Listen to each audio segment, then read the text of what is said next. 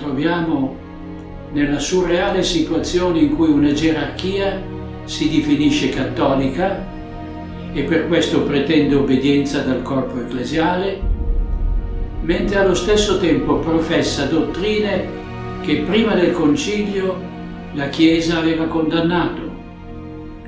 Una gerarchia che condanna come eretiche dottrine che sino ad allora erano state insegnate da tutti i papi.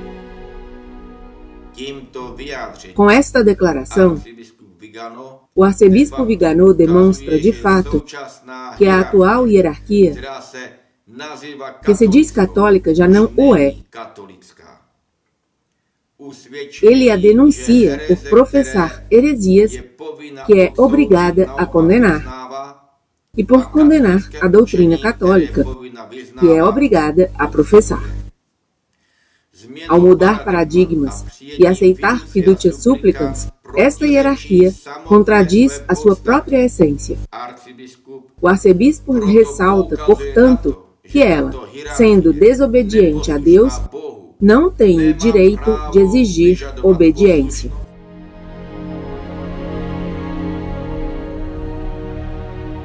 Questo accade quando si toglie l'assoluto al vero e lo si relativizza adattandolo allo spirito del mondo. A hierarquia que se chama a si mesma católica é obrigada a representar a autoridade de Deus. Mas tendo se afastado da verdade através de heresias e conformando-se com o espírito do mundo, apresenta, relativizado, o ensino das verdades de Deus. Assim, esta hierarquia perde o direito de agir com a autoridade de Deus e exigir obediência. No entanto, os católicos consideram automaticamente que a autoridade eclesiástica visível é a autoridade de Deus. Bergoglio abusa disso, proclamando heresias que negam as verdades mais fundamentais da fé, ao mesmo tempo que exige obediência. A única solução aqui é separar-se deste assassino da Igreja de Cristo.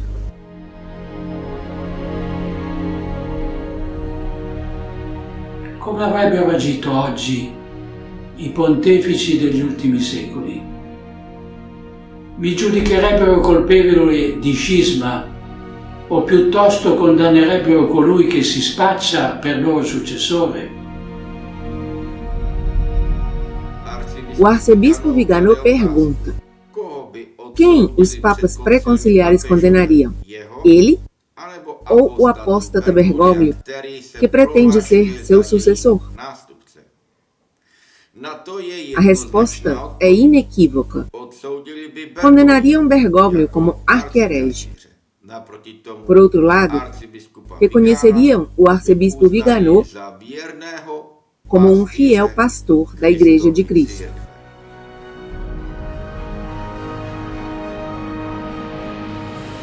Assieme a me, il Sinedrio modernista giudica e condanna tutti i papi cattolici, perché la fede che essi difesero è la mia e gli errori che difende Bergoglio sono quelli che essi, nessuno escluso, condannarono.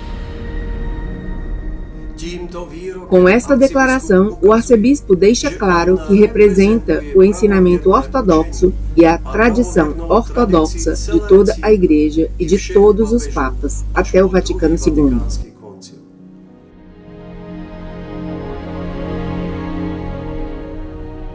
Mi chiedo allora, quale continuità si può dare tra due realtà che si contrappongono e contraddicono reciprocamente? Tra la Chiesa conciliare sinodale di Bergoglio e quella bloccata dalla paura controriformista, dalla quale costui ostentatamente prende le distanze? E da quale Chiesa sarei in stato di scisma?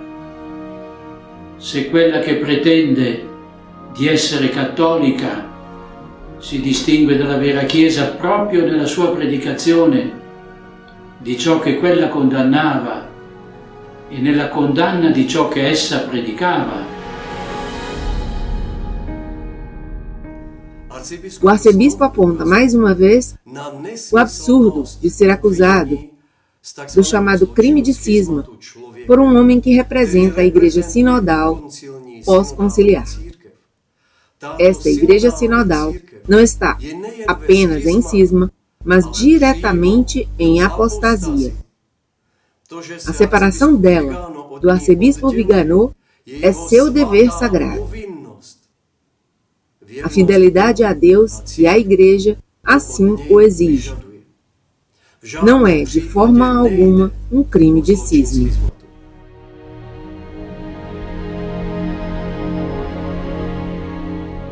Gli adepti della Chiesa conciliare risponderanno che ciò è dovuto all'evoluzione del corpo ecclesiale in un necessario rinnovamento, mentre il Magistero cattolico ci insegna che la verità è immutabile e che la dottrina dell'evoluzione dei dogmi è eretica.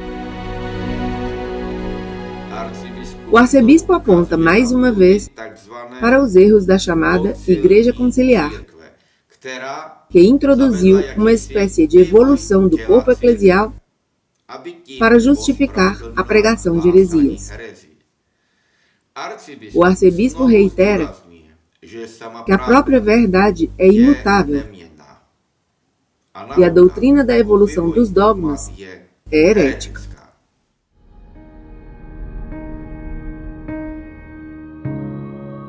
Due chiese, certamente, ciascuna con le sue dottrine e le sue liturgie e i suoi santi.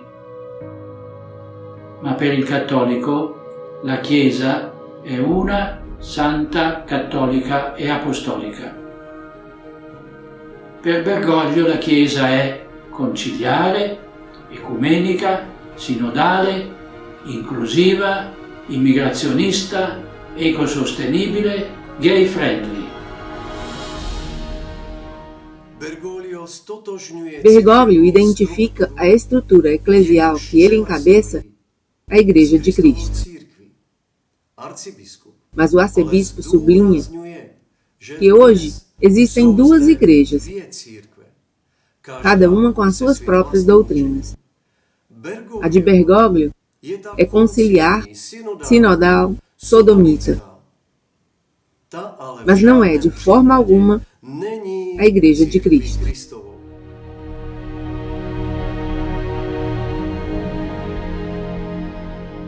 La Chiesa avrebbe dunque iniziato ad insegnare l'errore. Possiamo credere che l'unica arca di salvezza sia allo stesso tempo strumento di perdizione per le anime? Che il corpo mistico si separi dal suo capo divino, Gesù Cristo, facendo venir meno la promessa del Salvatore? Questo non può ovviamente essere ammissibile. Chi lo sostiene cade nell'eresia e nello scisma.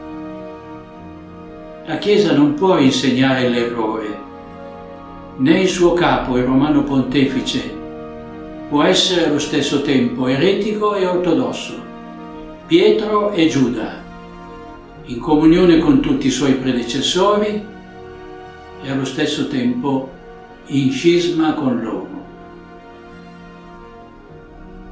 L'unica risposta teologicamente possibile è che la gerarchia conciliare, che si proclama cattolica ma abbraccia una fede diversa da quella insegnata costantemente per 2000 anni dalla Chiesa cattolica, appartiene ad un'altra entità e per questo non rappresenta la vera Chiesa di Cristo.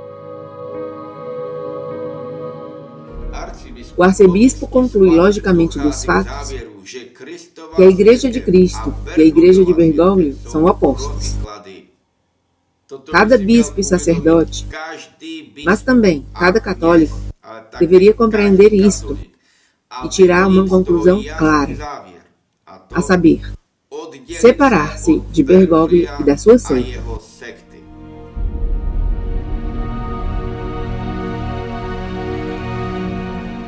Da cosa comprendiamo che la Chiesa sinodale e il suo capo Bergoglio non professano la fede cattolica?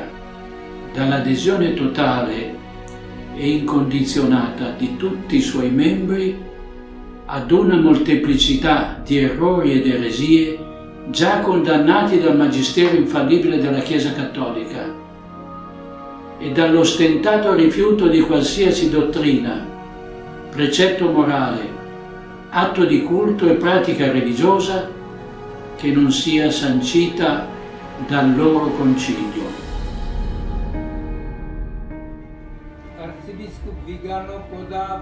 O arcebispo Viganò dá duas provas de que a Igreja Sinodal, encabeçada por Bergoglio, não tem a fé católica. A primeira prova é que adere total e incondicionalmente a erros e heresias já condenados pelo magistério da Igreja.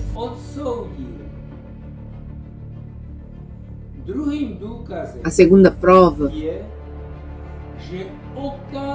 é a sua ostensiva rejeição da moral e do ensinamento católicos, não sancionados pelo seu concílio.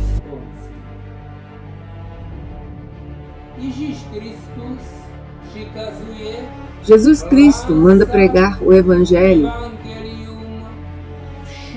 a toda a criação, enquanto o concílio introduziu o diálogo. Isto significa que o missionário deve ouvir com respeito os erros pagãos e não pregar o Evangelho aos pagãos para não ofendê-los, por assim dizer. A verdadeira missão, da qual Jesus Cristo é o fundamento, o centro e o ápice, é considerada um proselitismo vergonhoso.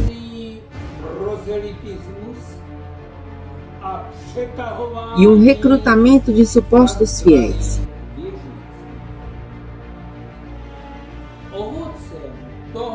O fruto disto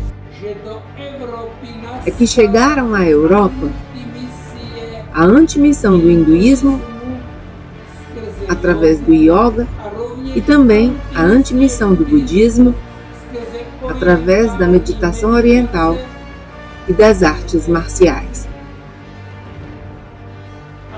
E a Igreja? A Igreja promove isso.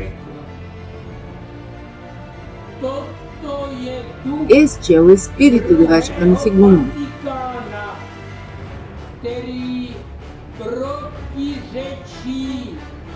Que se opõe ao espírito de Cristo.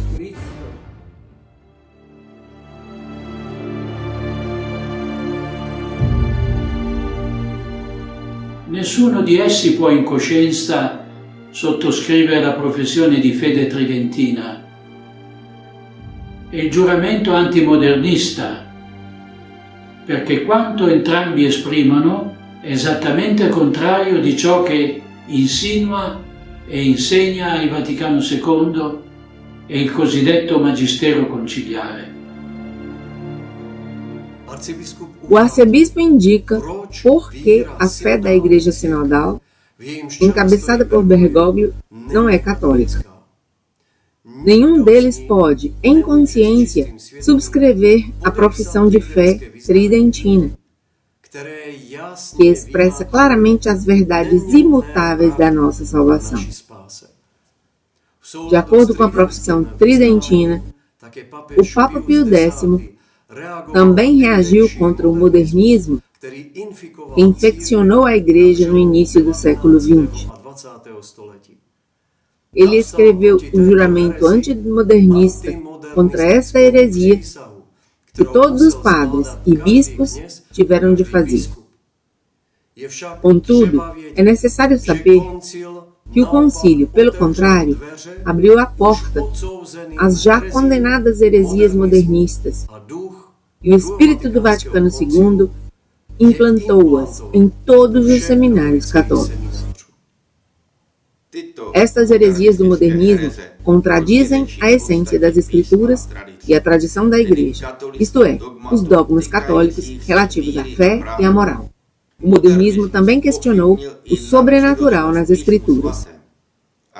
O arcebispo acrescenta que a profissão de fé tridentina e o juramento antimodernista expressam exatamente o oposto do que o Vaticano II e o chamado Magistério Conciliar insinuam e ensinam. Portanto, o concílio é herético. O espírito do concílio também é herético, e o fruto é herético.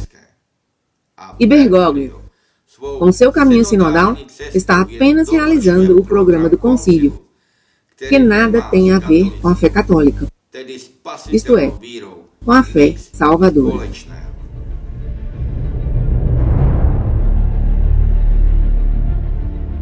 Dato che non è teologicamente sostenibile che la Chiesa e il papato siano strumenti di perdizione anziché di salvezza, dobbiamo necessariamente concludere che gli insegnamenti eterodossi veicolati dalla cosiddetta Chiesa conciliare e dai papi del Concilio, da Paolo VI in poi, costituiscono un'anomalia che mette in seria discussione la legittimità della loro autorità magisteriale e di governo.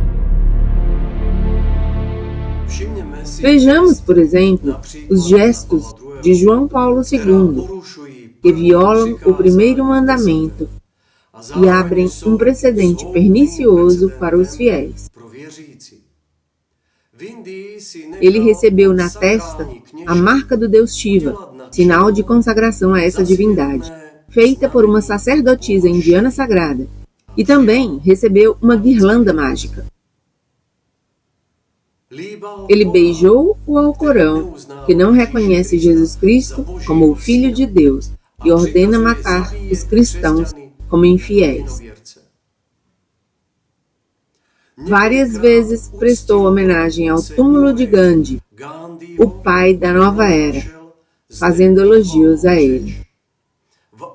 Em Assis, João Paulo II fez um gesto apóstata. Isto marcou um ponto de viragem espiritual e uma mudança herética na opinião pública na Igreja Católica.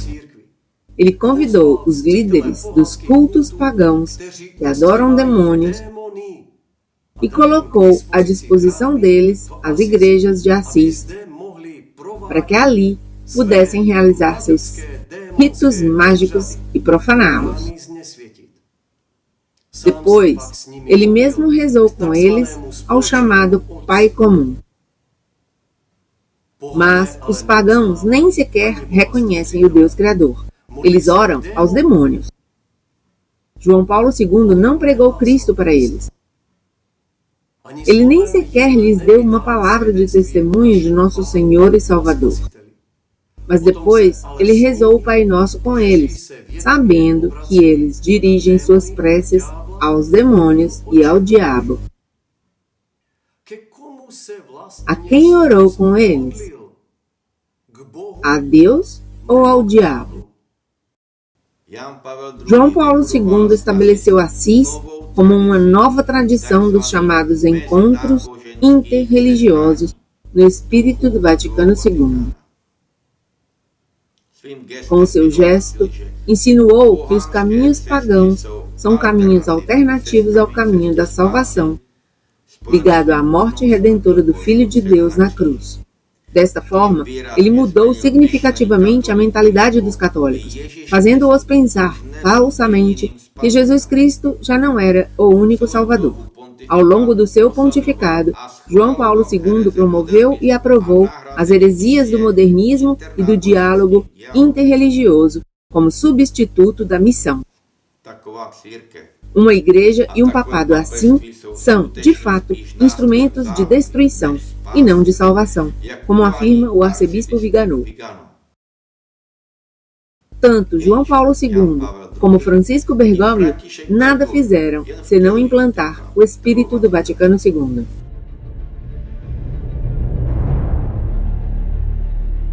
Dobbiamo cioè comprendere che l'uso eversivo dell'autorità nella Chiesa, finalizzato alla sua distruzione o trasformazione in una Chiesa altra rispetto a quella voluta e fondata da Cristo, costituisce di per sé un elemento sufficiente per rendere nulla l'autorità di questo nuovo soggetto che si è dolosamente sovrapposto alla Chiesa di Cristo, usurpandone il potere. Ecco perché non riconosco la legittimità del dicastero che mi processa.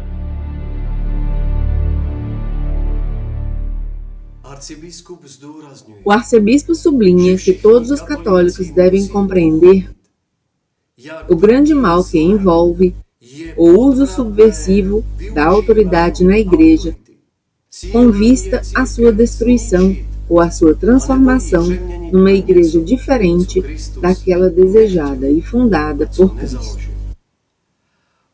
Nos primeiros anos após o concílio, isto ainda não era visível. Por isso, os católicos de boa fé tentaram explicar tudo em termos positivos.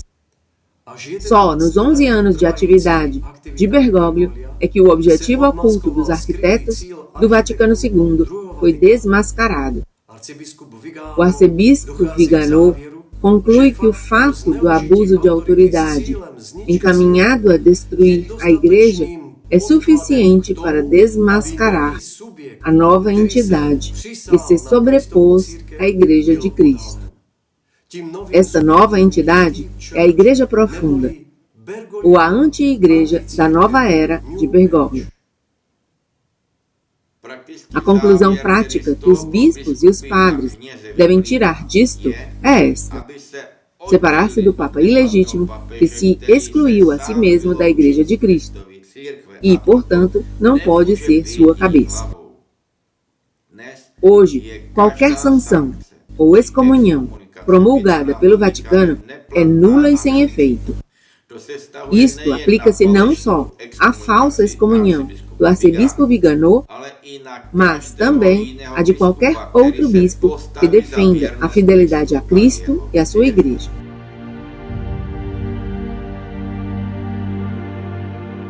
Le modalità con cui è stata condotta l'azione ostile contro la Chiesa Cattolica confermano che essa era pianificata e voluta, perché altrimenti coloro che la denunciavano sarebbero stati ascoltati e quanti vi cooperarono si sarebbero immediatamente fermati.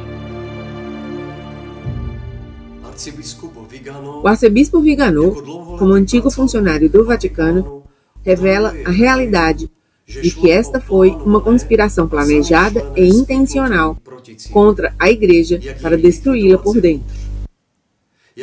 Ele fornece como prova o fato de que se essa ação destrutiva não tivesse sido planejada, então aqueles que a denunciaram teriam sido escutados pela cúpula da Igreja e as medidas apropriadas teriam sido postas em prática para impedir o golpe interno. Contudo, a realidade é que aqueles que apontaram os crimes na Igreja e defenderam a doutrina ortodoxa foram demitidos pela hierarquia. Por outro lado, aqueles que promoveram a autodestruição da Igreja foram promovidos aos cargos mais elevados.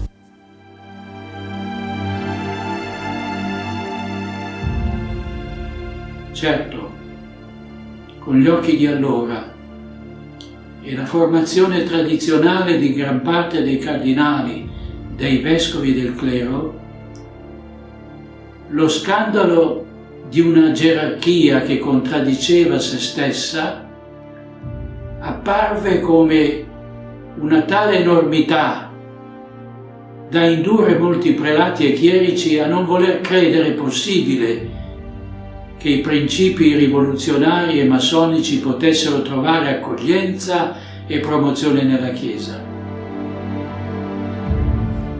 A formação e o pensamento tradicionais da Igreja Católica, como o expressa o arcebispo, criaram uma tal atmosfera que era inacreditável que os princípios maçônicos que buscavam a destruição da Igreja tivessem penetrado no seu coração. Portanto, eles não puderam nem mesmo ser desmascarados. O católico via um pecado grave no simples fato de pensar que a hierarquia católica estivesse lutando contra a Igreja. E quanto àqueles que ocupavam cargos de responsabilidade, como bispos e cardeais, o respeito pela autoridade impediu-os de apontar os crimes que começaram a ser cometidos na Igreja contra Deus e contra os próprios fundamentos sobre os quais a Igreja se baseia. Ma fu proprio questo il colpo da maestro di Satana, come lo definì l'arcivescovo Lefebvre, che seppe avvalersi del connaturale rispetto e amore filiale dei cattolici verso l'autorità sacra dei pastori per indurli ad anteporre l'obbedienza alla verità. O arcebispo Viganò refere-se ao arcebispo Lefebvre, que há décadas mostrou a principal causa da abertura das portas às heresias na Igreja. Ele identificou esta causa como um golpe de mestre de Satanás, que induziu os católicos a colocar a obediência à autoridade eclesiástica antes da verdade. Isto é, das verdades imutáveis da fé, derivadas da revelação divina.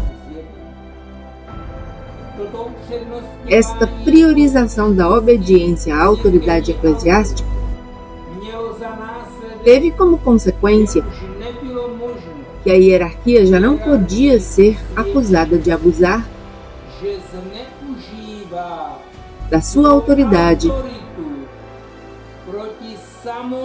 contra a própria essência da Igreja. Se alguém o apontasse, como Monsenhor Lefebvre,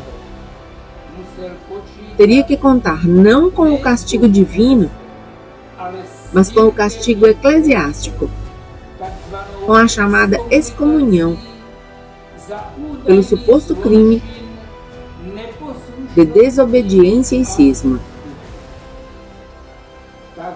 Assim, a defesa das verdades da fé, ou apologia, passou a ser praticamente impossível depois do concílio. Na euforia do Concílio Vaticano II, diante do qual todos tiveram que capitular,